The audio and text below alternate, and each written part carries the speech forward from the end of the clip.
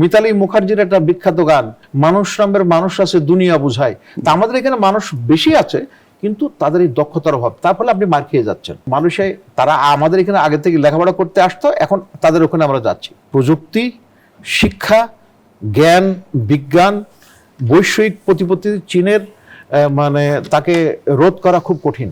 Iran, America, Israel নিয়ে যে crisis, সেখানে বলা হচ্ছে চীন কোনো যুদ্ধ করে নাই, কোনো সৈন্য পাঠায় নাই, কিন্তু এই যুদ্ধের সবচেয়ে বড় বেনিফিশিয়ারি হচ্ছে চীন। বিচারের যেন দ্রুত সম্পন্ন না হয় তার জন্য দুপক্ষ খুব অ্যাক্টিভ থাকে, একটা হচ্ছে উকিলরা আর একটা হলো জাজরা। কারণ প্রত্যেকটা ডেটের সাথেই এই দুই পক্ষেরই কিছু প্রাপ্তি ঘটে, এই প্রাপ্তিটা তারা হারাতে চায় না, যার জন্য এভাবে চলে।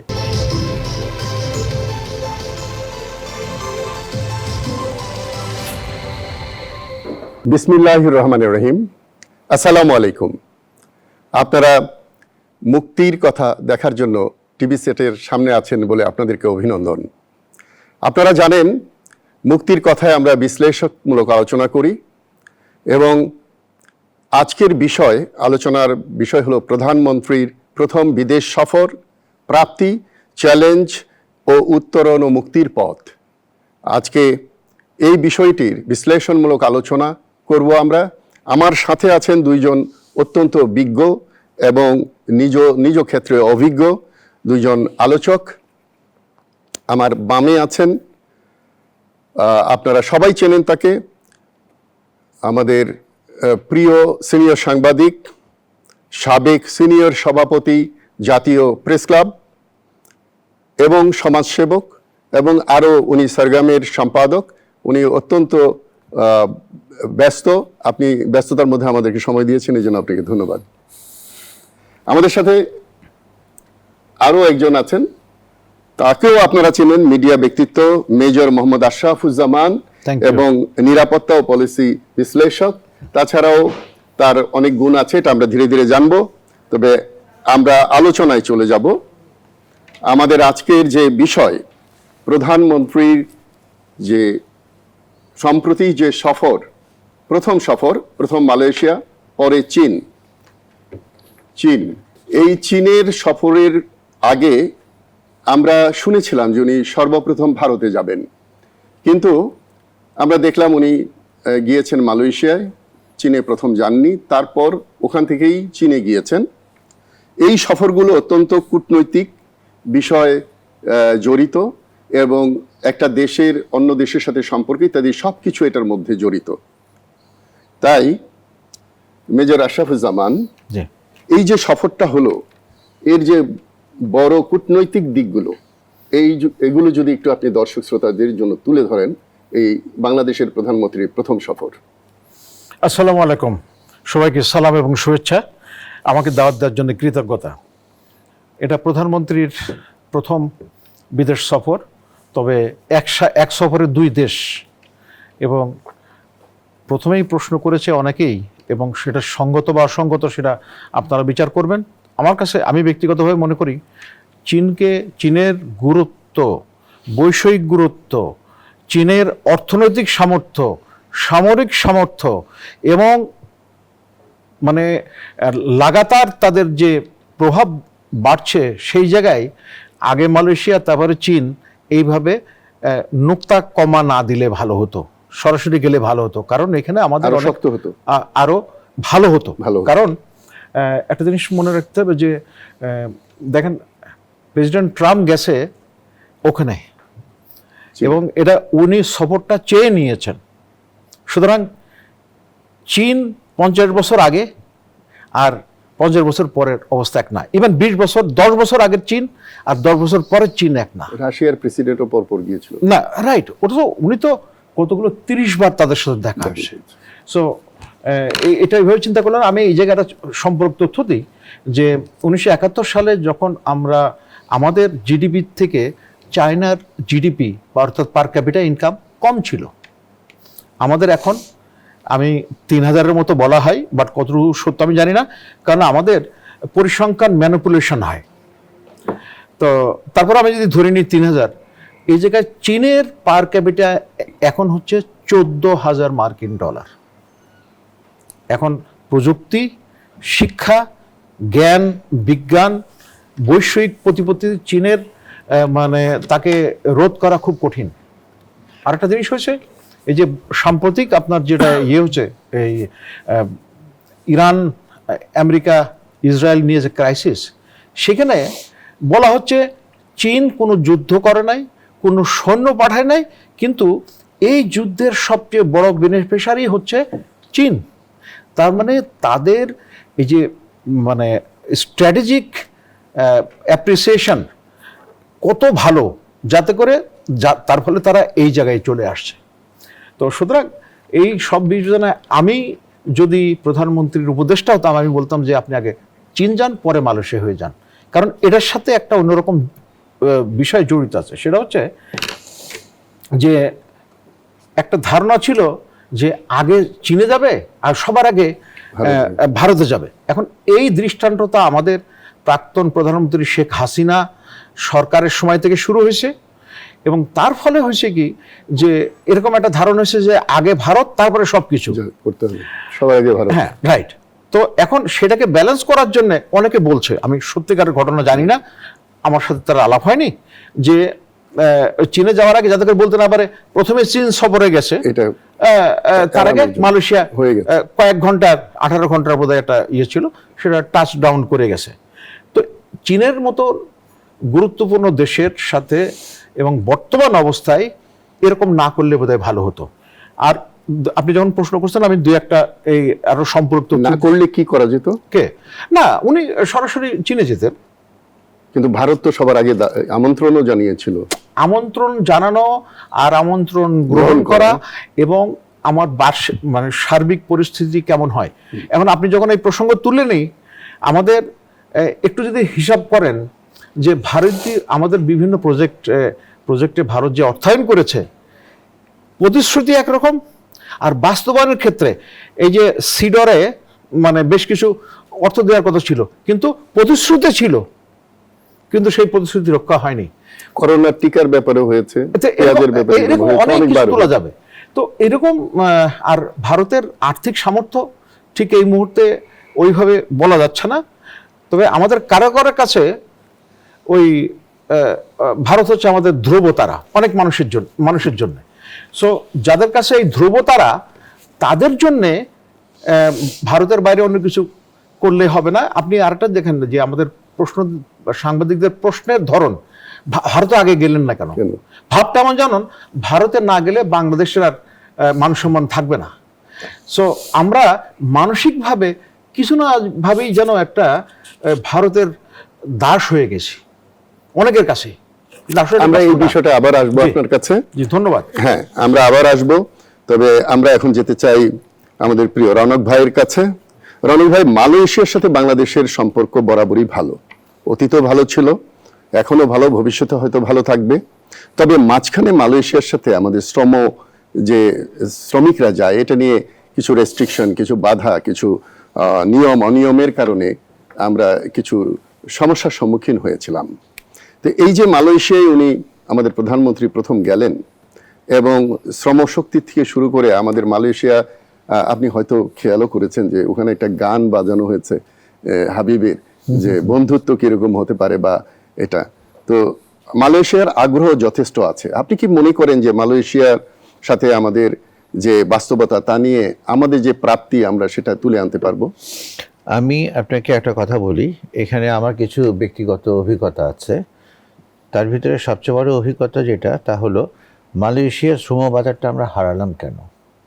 মূল কারণ হলো, আমি স্কিল লোক বলে যাকে পাঠাচ্ছি, সে হচ্ছে মোস্ট আনস্কিল।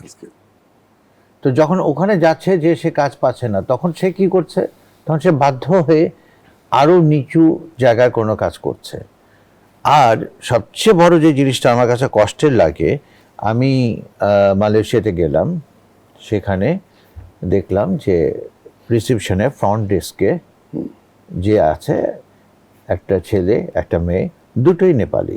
ওটার বাইরে যখন গেলাম, তখন দেখলাম যে বাংলা কথা বলতেছে। সে কি করছে?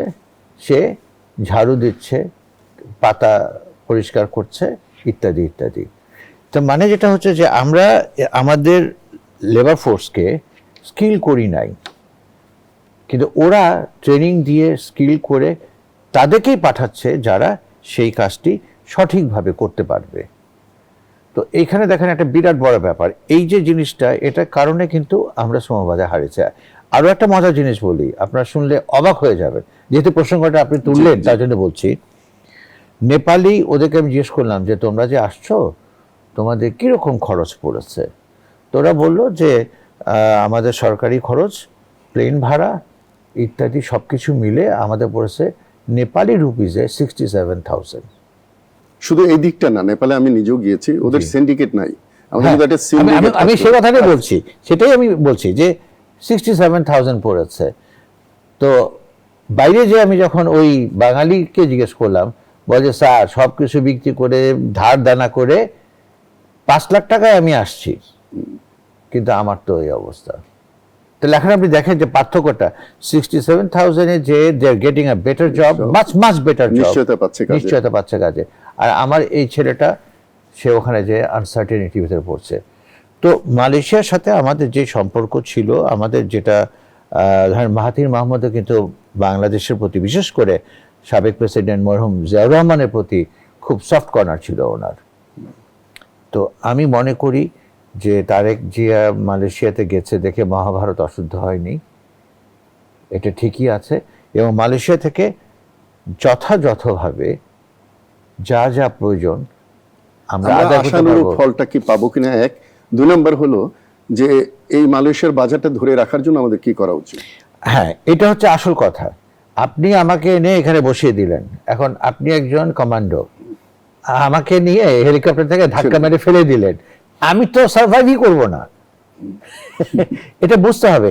এখানে আমাদেরকে ভোকেশনাল ট্রেনিংটা খুব ইম্পর্টেন্ট, এবং এটা ভীষণভাবে, আমি মনে করি ভীষণভাবে জরুরি যে ভোকেশনাল ট্রেনিংয়ের মাধ্যমে প্রপার ট্রেনিং দিয়ে করতে হবে। আমাদের এখানে সিন্ডিকেট একদম মস্ত বড় একটা জিনিস, যে সিন্ডিকেটের কারণে মানে যাতা অবস্থা, চুরি তো হচ্ছেই কিন্তু কাজও বিঘ্নিত এই হচ্ছে। সিন্ডিকেটটা ভাঙার জন্য কি কি করা উচিত? সিন্ডিকেটটা ভাঙার জন্য প্রথম হলো আমাদের 1 নম্বর যিনি থাকবেন তাকে অনেক কঠিন হতে হবে। শুধু 1 নাম্বার কঠিন হলে না না, বলছি 1 নম্বর কারণে কঠিন হতে হবে, এবং উনি তার পারিষদকেও কঠিন করবেন, কঠিন করে আস্তে আস্তে সেই জিনিসটা সবার উপরে প্রয়োগ করবেন। আপনি আজকেও দেখবেন, আজকে একটা দৈনিক পত্রিকা এসছে যে প্রাক্কলিত ব্যয় ছিল 67 কোটি টাকা, সেটা যে দাঁড়িয়েছে 300 কোটি টাকা। এইভাবে প্রত্যেকটা সেক্টরে, প্রত্যেকটা ক্ষেত্রে এটাই হয়। আমি ছোট্ট একটা এক্সাম্পল আপনাকে দেই, আমাদের যে পদ্মা সেতু, এটা হলো অনলি 6.3 কিলোমিটার। এটা যখন প্রথম অ্যানাউন্সমেন্ট হলো তখন এখানে বলা হলো যে রেল লাইন সহ 8,500 কোটি টাকা এটা হয়ে যাবে। সেটা কিন্তু বাড়তে বাড়তে বাড়তে 40 কোটিতে যে শেষ হয়েছে। রেল লাইন কিন্তু ইনক্লুডেড না, rail line is apart from it. গেল। ঠিক আমাদের পাশের দেশে যান, আসামে, সেখানে ভূপেন হাজারিকা সেতু করা হয়েছে 9 কিলোমিটার। আমাদের এটা 6.3 কিলোমিটার, ওটা 9 কিলোমিটার। ওটা সব কিছুই আমাদের চাইতে খারাপ না, বরঞ্চ কোনো কোনো ক্ষেত্রে বেটার। সেটার ব্যয় হয়েছে 8.5 কোটি। তাহলে আমাদের যারা সিন্ডিকেটে আছে বা এই ম্যান পাওয়ার বিজনেসে আছে, তারা তো মনে হয় যে দেশের চেয়ে নিজেকে বেশি গুরুত্ব দেয়, বা তাদের দেখেন, ব্যবসাকে। আমি আপনাকে কি বলবো, যে আমরা যত কথাই বলি না কেন মুখে, তারেক রহমানের একটি স্লোগান আমার কাছে ভালো লেগেছে। তো সেই কথাটা আমি ওনার আগেই বলতাম যে আমাদের দেশপ্রেমের খুব অভাব, কিন্তু আমাদের দেশপ্রেমটাকে বৃদ্ধি করতে হবে, এবং জনে জনের দেশপ্রেম। আপনি যত কথাই বলেন না কেন, ইন্ডিয়াতে যত মারামারি কাটাকাটি, হিন্দু বৌদ্ধ খ্রিস্টান মুসলমান, হ্যাঁ, কিন্তু দিন শেষে যখনই হিন্দুস্তানের প্রশ্ন আসবে, ইন্ডিয়ার প্রশ্ন আসবে, এই হিন্দুস্তান আমারা, এক কথা। এখানে কিন্তু কোনো, এমনকি শেখ হাসিনা যখন গেল তখনও তারা সবাই একসাথে বসেছে একসাথে সিদ্ধান্ত বসেছে, নেওয়ার সিদ্ধান্ত জন্য। নেওয়ার এটা ক্ষেত্রে। কিন্তু আমাদের শিক্ষণীয়। আপনি ইরানে দেখেন, যুদ্ধ লাগার পরে জি।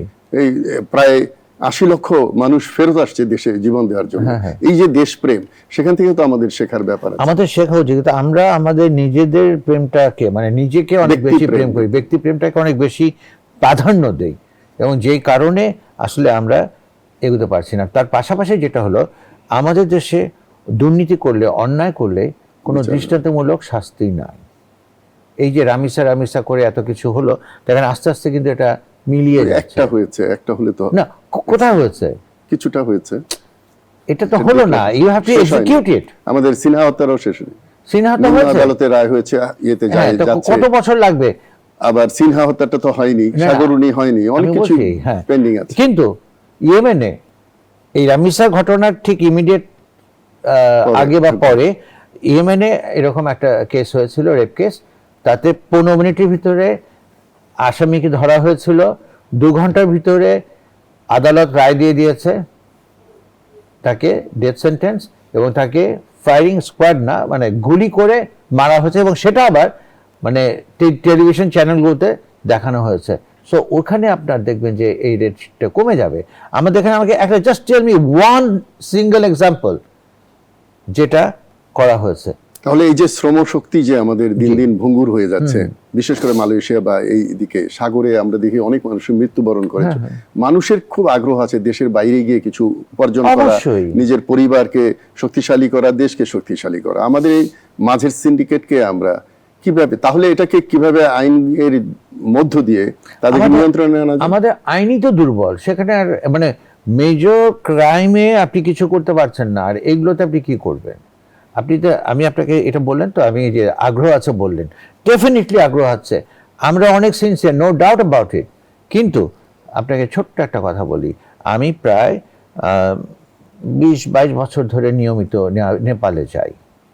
আমি নেপালের ডেভেলপমেন্ট আমি আপনাকে খুব সংক্ষেপে বলি। প্রথমে যখন গেছিলাম তখন তারা খুব ক্রাইসিসে, খুব কষ্টে থাকতো। এখন আপনি যান, দেখবেন যে তারা আমাদের মতন লাক্সারিয়াস গাড়ি চালাচ্ছে। একটা ফ্যামিলি পাবেন না যে ফ্যামিলির কেউ না কেউ মানে বাইরে রেমিটেন্স পাঠাচ্ছে না, একটা ফ্যামিলি পাবেন না।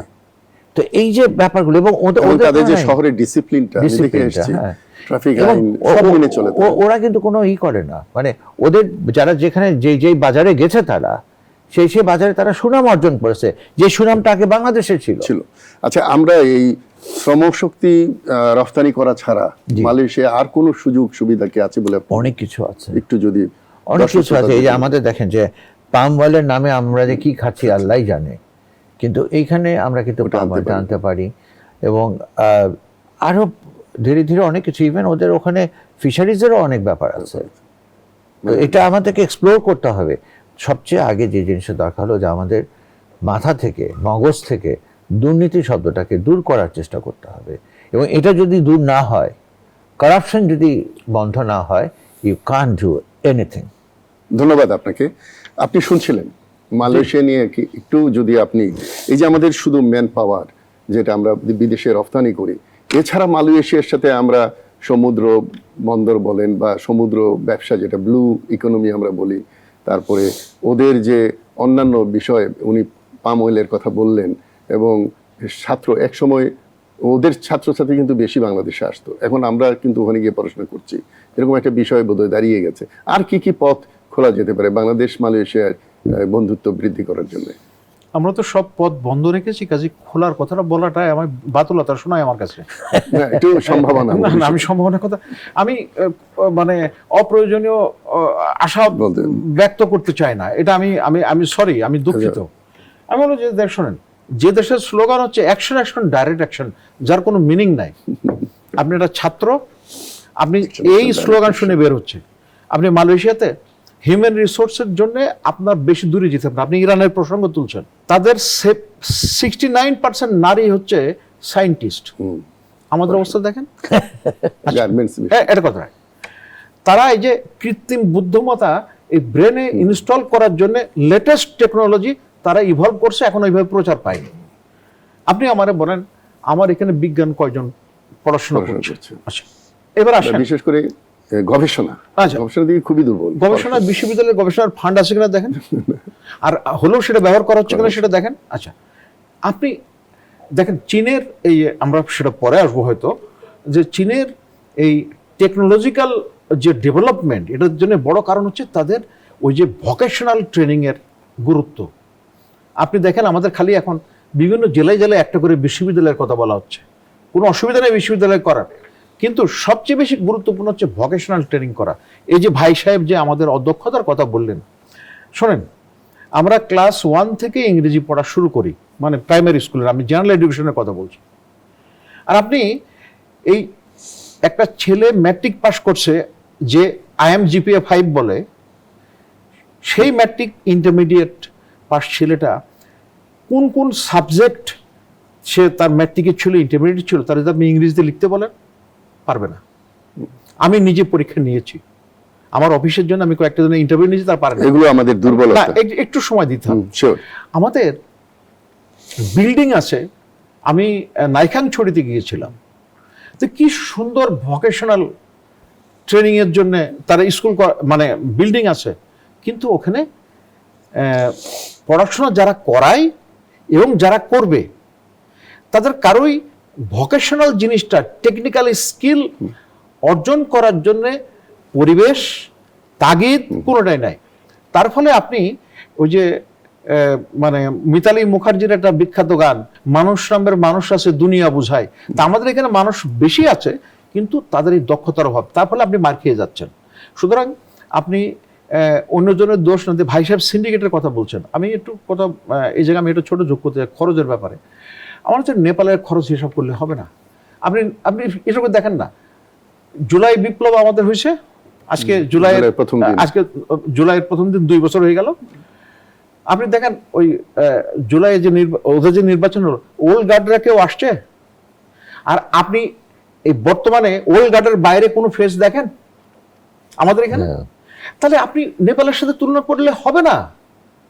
আমরা হচ্ছে ইউনিক নেশন, আমরা ইউনিক কান্ট্রি। মালয়েশিয়ার সাথে বাংলাদেশে right. পর্যটন নিয়ে কোনো আচ্ছা প্রজেক্ট হতে পারে কিনা আমাদের? শোনেন, এই যে ফ্রি ট্রেড এগ্রিমেন্ট মালয়েশিয়া একটা প্রপোজাল দিয়েছে, এখন হচ্ছে কি জানেন, হঠাৎ করে যে আমি বলি যে এটা করা যাবে এটা করা যাবে, আমি এই ধরনের কথা বলতে আগ্রহী নই।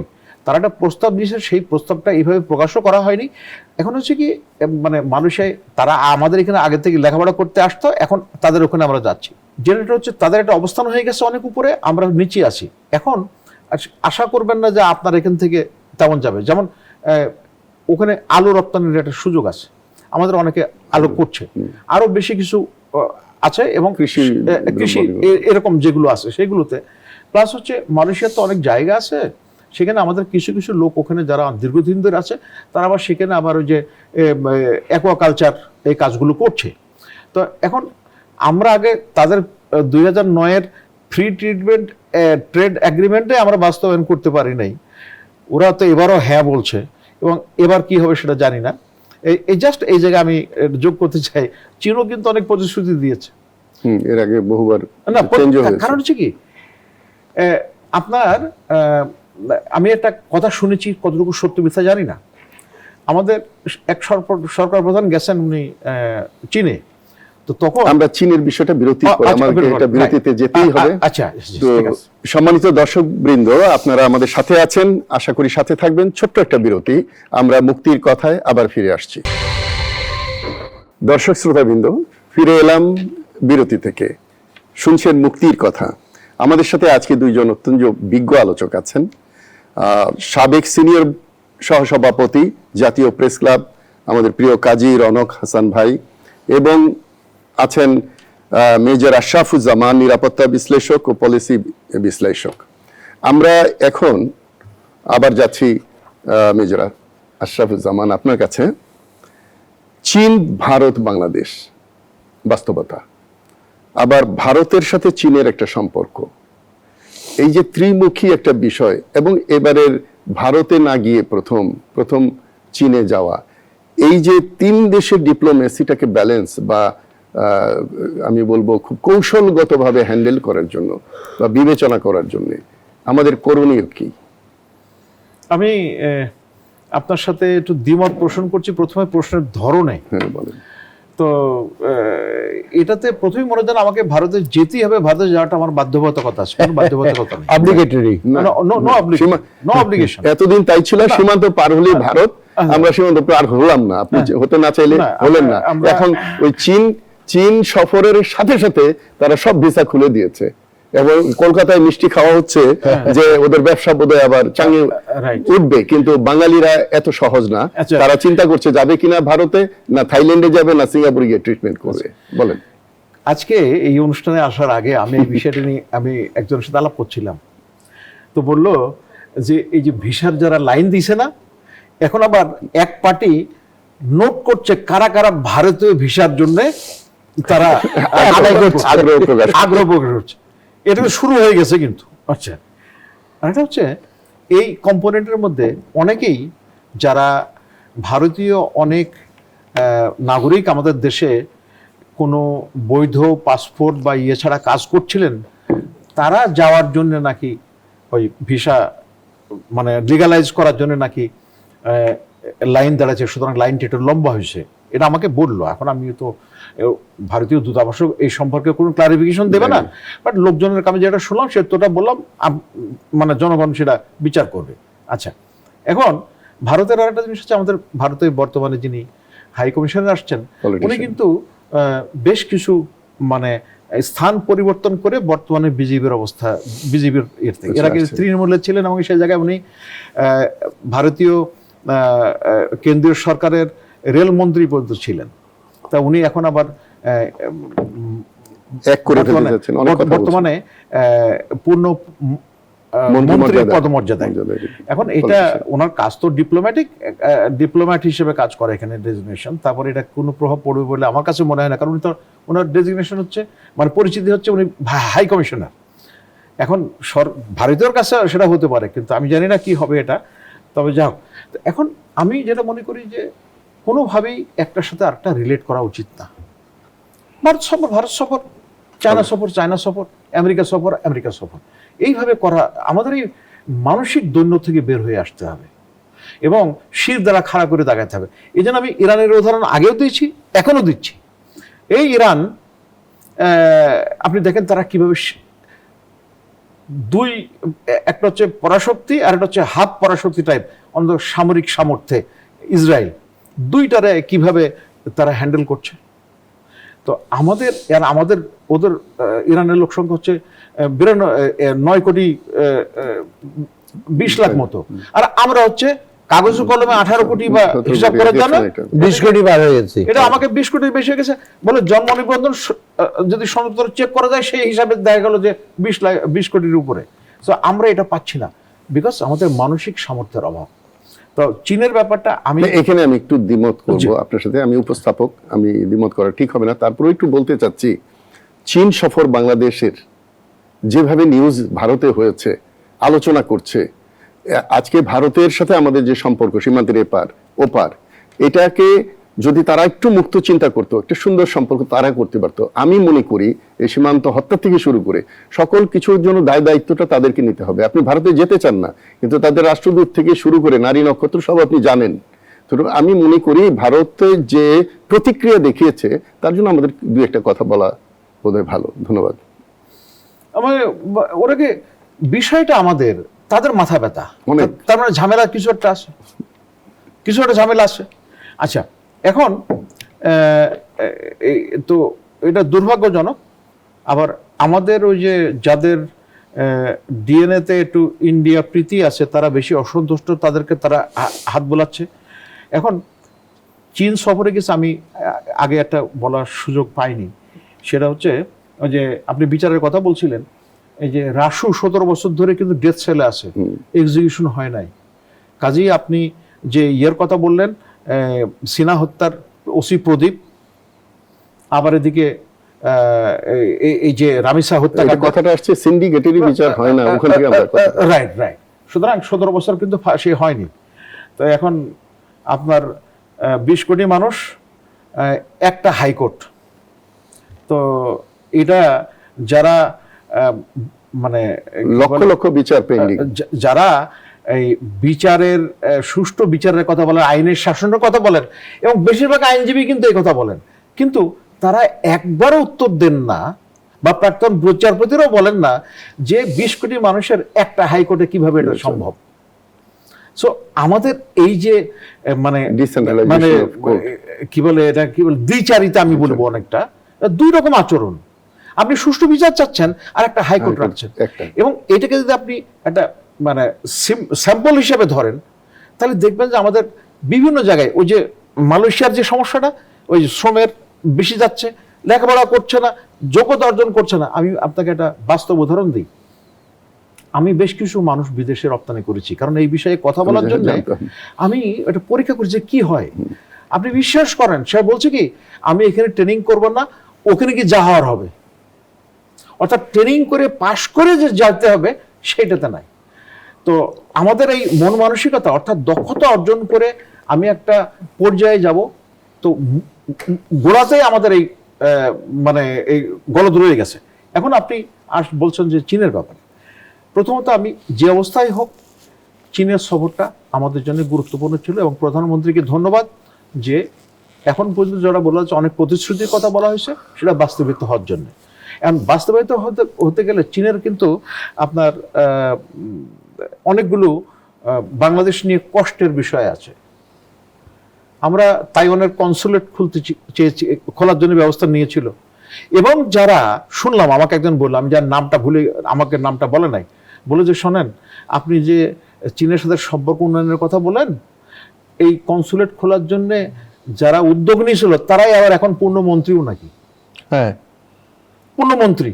তো চীন কি আপনি মনে করেন যে আপনারে ওই ভুলে গিয়ে এটা দিবে? সুতরাং তারেক রহমান সাহেব যতই চেষ্টা করুক, যতই প্রতিশ্রুতির কথা শোনাক, বাস্তবায়নের ক্ষেত্রে চীনের কি হিসাব নাই? আচ্ছা, এটা গেল একটা। দ্বিতীয়ত হচ্ছে চীন এই যে সোনাদিয়া পোর্ট ডেভেলপ করার জন্য বলেছিল, তো তাদেরকে প্রতিশ্রুতি দিয়ে আসছিল, পরে জাপানকে দিয়ে দিয়েছে।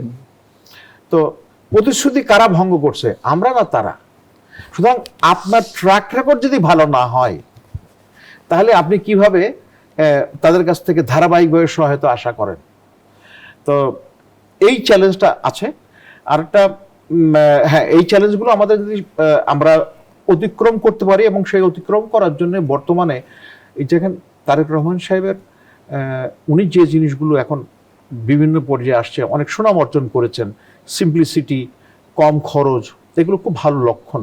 কিন্তু আমি এইগুলো একজন আলাপ করছি, বলল আচ্ছা উনি কম খরচ করছেন, ওনার আশেপাশে যারা আছে তারা কি করছে, তারা কি সেইটা পালন করছে? সেটাই। এই জায়গায় আরেকটা ছোট তথ্য দিই। বর্তমান প্রধানমন্ত্রীর পিতা উনি দিনাজপুরে গিয়েছিলেন, তো দিনাজপুরে তো ওনার নানার বাড়ি। তো ডিসি সাহেব ওনার নানাকে রিসিভ করার জন্য নিয়ে আসছেন। তখন ডিসিকে না, আগে শ্বশুরকে বলছেন যে আপনার তো এখানে আসার কথা না, আপনি কেন আসছেন, এটা তো অফিসিয়াল প্রোগ্রাম। তো তখন বলছে যে এরকম ডিসি সাহেব আমার নিয়ে আসছে। তো ডিসি সাহেব তখন তো তার অবস্থা খারাপ।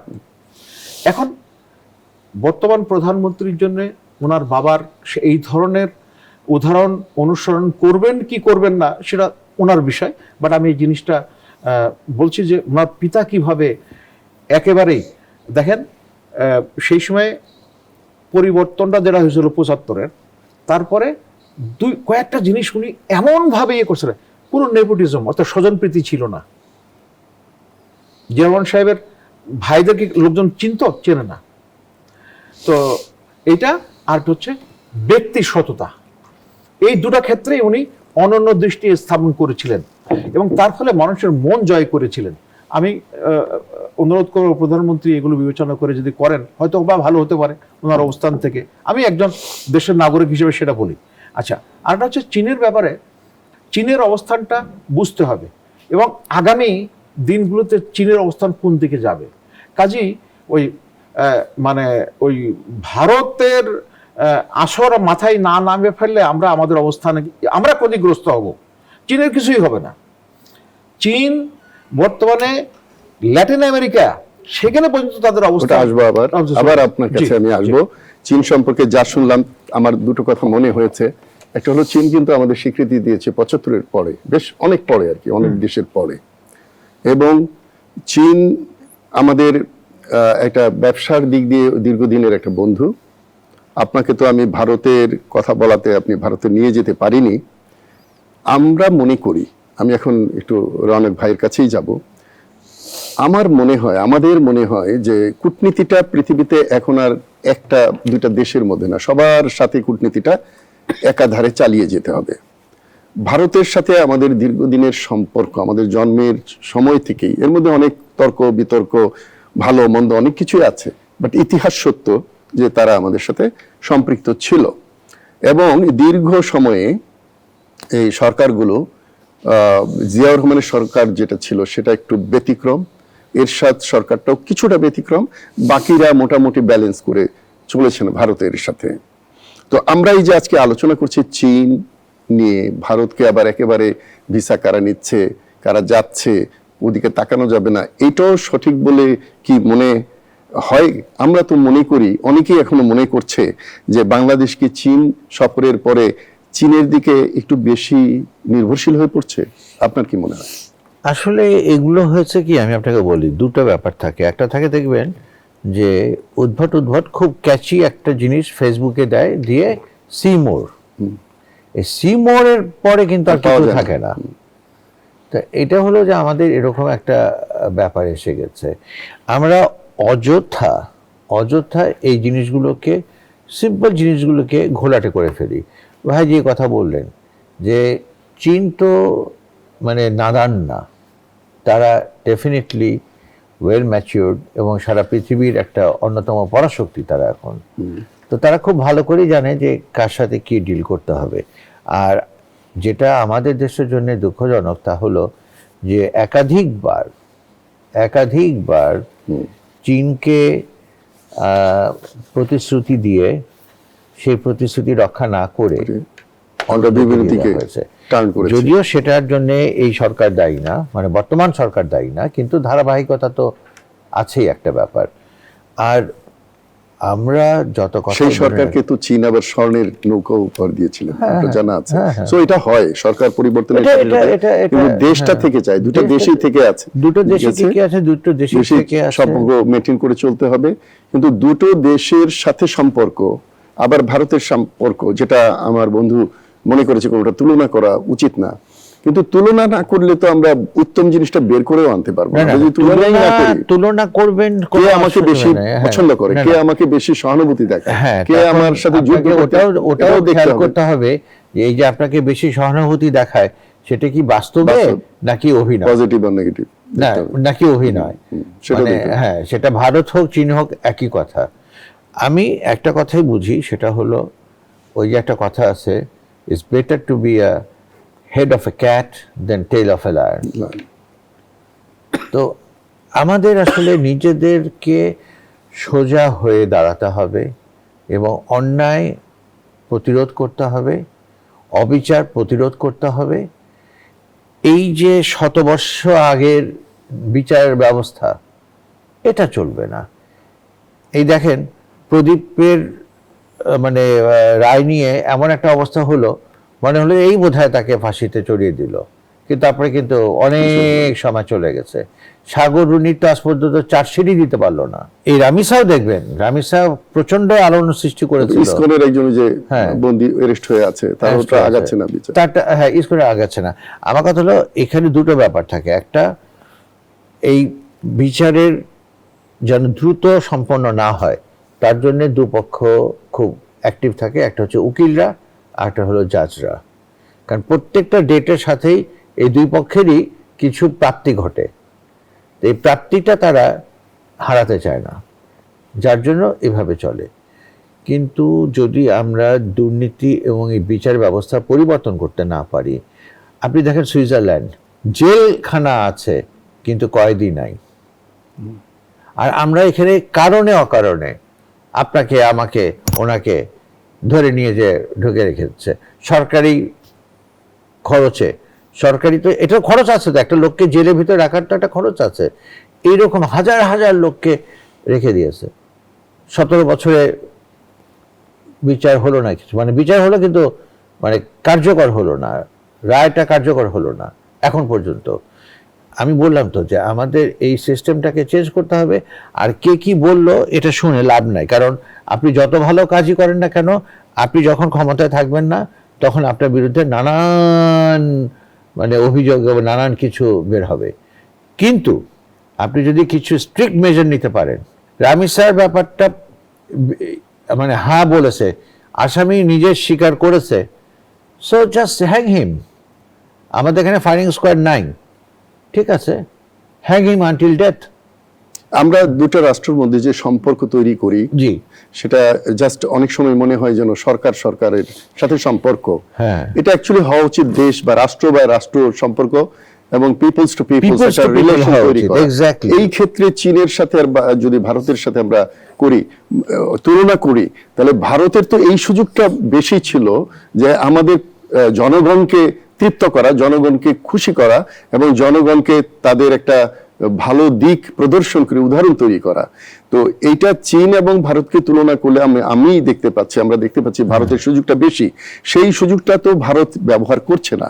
না করার কারণটা কি? না করার মূল কারণ হলো যে আপনি চাইবার আগে সবকিছু উজাড় করে দিয়েছিলেন, তো ফলে এদিকে লক্ষ্য করতে হবে, এই জিনিসটাই তো তাদের মাথায় আসে। মূল্যায়ন করছে না, মূল্যায়নের আগেই সব পেয়ে যাচ্ছিল। হ্যাঁ, কথাটা হলো অতীত যাচ্ছিল, জি। তো ফলে তাদের অ্যাটিটিউডটা ডিফারেন্ট ছিল। আমার সাথে দিল্লি প্রেস ক্লাবে বহুবার সাংবাদিকদের সাথে ঝগড়া হয়েছে, আলটিমেটলি কিন্তু তারা মেনে নিতে বাধ্য হয়েছে যে what I was telling was correct. ঠিক আছে, এখন দেখেন আপনি এটা যে বলেন ভারতের সাথে, ভারতের যেটা প্রবলেম, তাদের ভেতরে অলওয়েজ একটা দাদাগিরি ভাব আছে। এইটাই কিন্তু এই মানে সম্পর্কটাকে দুর্বল করে ফেলে, একটু প্রবলেমেটিক করে ফেলে। অথচ তারা হলো আমাদের নিকটতম প্রতিবেশী, we are surrounded by Bharat. তো আমাদের সাথে তাদের সবচেয়ে ভালো সুসম্পর্ক থাকার কথা ছিল, কিন্তু সেটা হলো না। এবার দেখেন কিছু কিছু ঘটনা ঘটেছে যেগুলো এই সরকারের কারণে হয়েছে।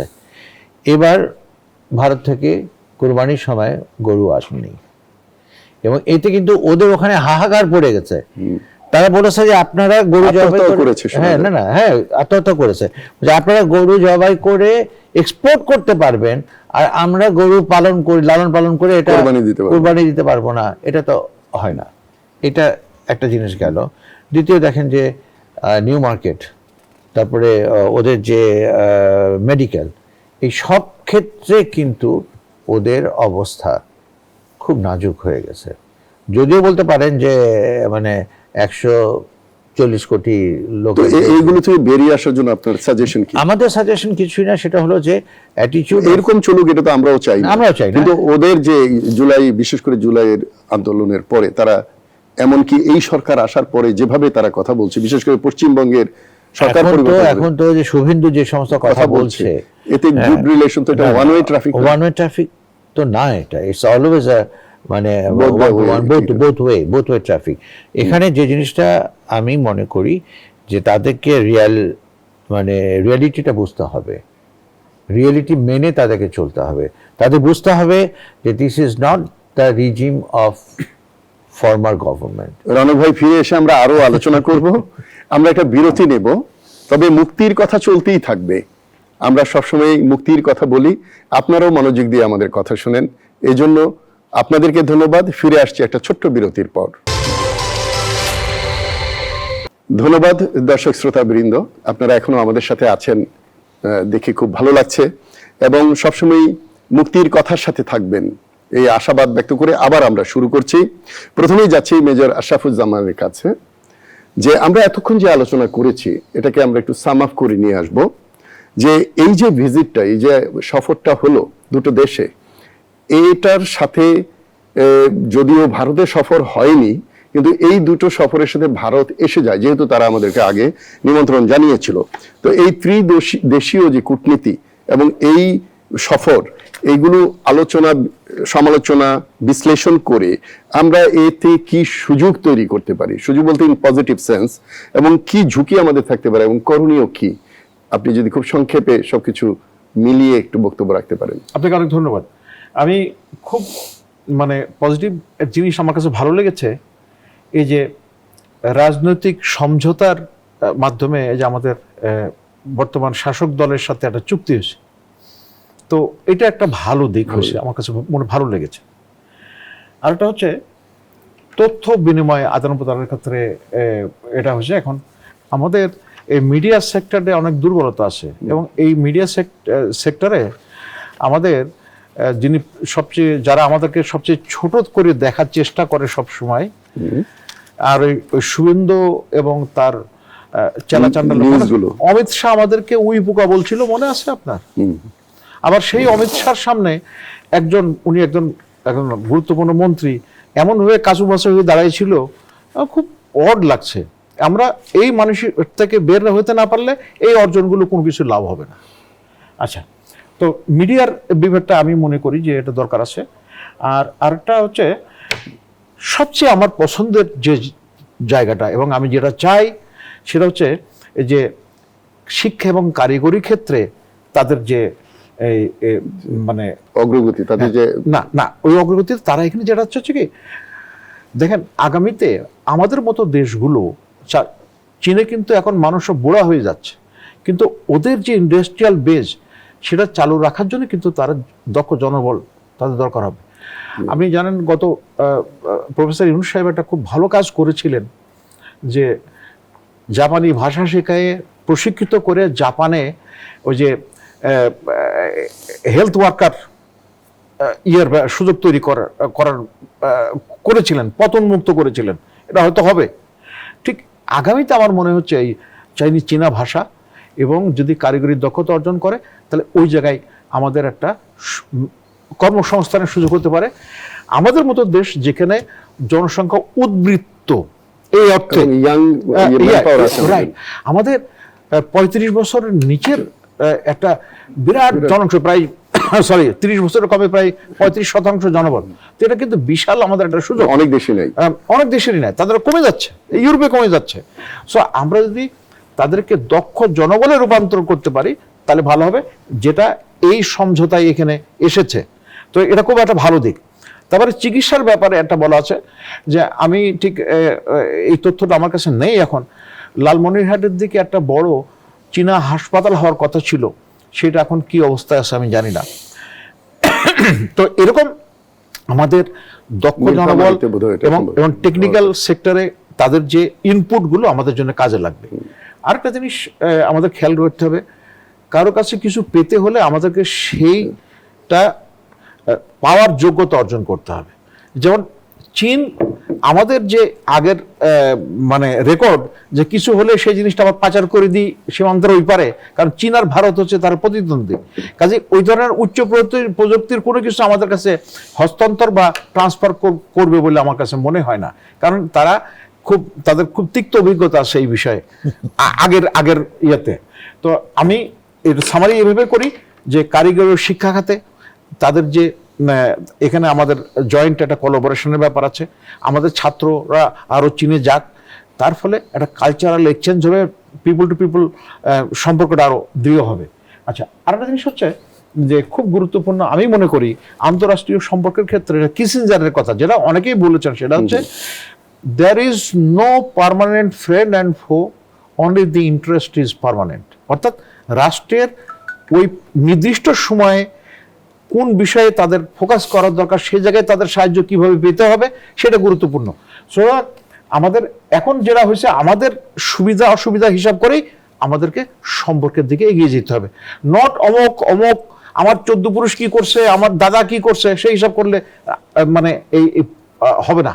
শেষ করার আগে আমি আপনাকে আরো 1 মিনিট সুযোগ দিতে চাই একটা গুরুত্বপূর্ণ বিষয় নিয়ে, যে চীনের এই ভিজিটের সাথে রোহিঙ্গা প্রত্যাবর্তনের কে মিলিয়ে কিছু সুযোগ সুবিধা এই কূটনৈতিক ভাবে আমরা অর্জন করতে পারি কিনা।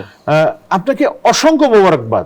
এই একটা জিনিস আমি ভুলে গেছি, আমি লিখে আনছিলাম, এটা হচ্ছে চীন মায়ানমারে এখন তাদের সাথে ভালো সম্পর্ক আছে। আবার এখানে আবার আমেরিকাও খুব ইন্টারেস্ট দেখাচ্ছে, এবং আমেরিকায় রোহিঙ্গা প্রত্যাবাসনটা আমেরিকারও প্রায়োরিটিতে আছে আমরা যতটুকু বুঝি। সুতরাং চীনের যদিও এখন চীন এবং আমেরিকা বিভিন্ন ক্ষেত্রে প্রতিদ্বন্দ্বী, কিন্তু এই প্রতিদ্বন্দ্বীগুলো একটা নির্দিষ্ট জায়গায় কিন্তু আবার তাদের কমন ইন্টারেস্ট থাকে, এবং সেই হিসাবে মায়ানমার একটা কমন ইন্টারেস্ট হয়ে গেছে। তা আমি মায়ানমারে চীনের সহায়তা খুব দরকার হবে, এবং সত্যিকার অর্থে যদি আমরা তাদের মানে আস্থা অর্জন করতে পারে, তাহলে আমাদের অনেক সমস্যার সমাধান হবে বলে আমাদের কাছে মনে করি। আর একটা ছোট্ট একটা কথা, সেটা হচ্ছে আমাদের এই মুহূর্তে বাজেটের অনেক চ্যালেঞ্জ আছে।